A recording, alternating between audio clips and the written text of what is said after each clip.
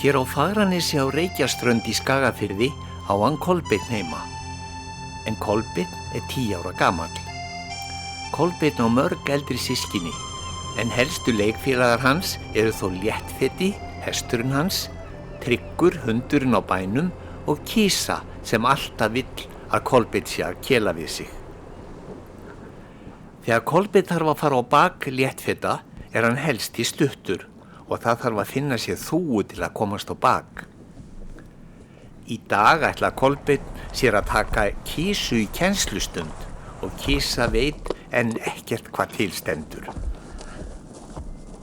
Það er ekki á hverjum degi sem Kisur fá að fara á hestbak.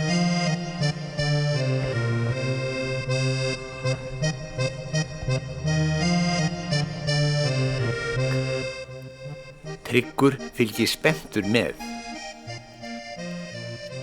Þetta leyfir Kisa Kolbeini einungis af því að henni þykir svo vænt hann. Kolbeinn er býsna ánægður með nemandann og Kisa er ánægð að kennslustundinni sé nú lokið.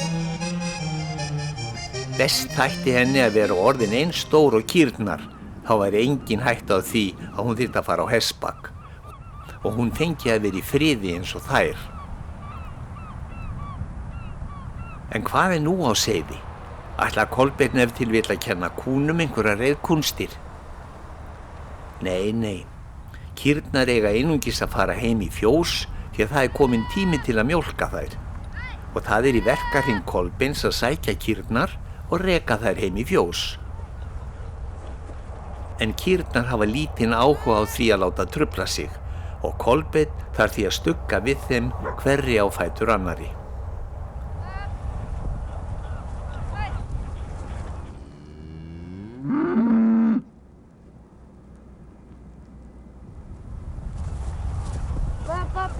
Það er því eins gott að hafa vini sína til að hjálpa sér og Léttfeta, Trygg og Kolbeini tekst í sameiningu að koma kúnum og hreyfingu heim á leið.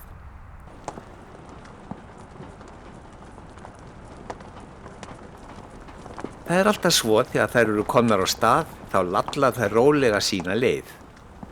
Svona eru kýrnar einu sinni og brátt eru þær allar komnar á sína bása.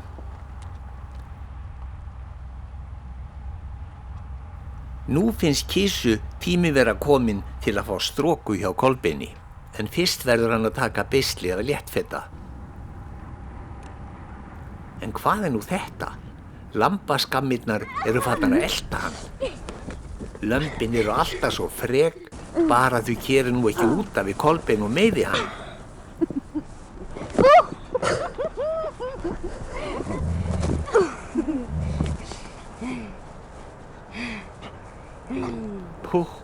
Loksins er þetta búið. Léttfeti er líka ánægður með að fá frið.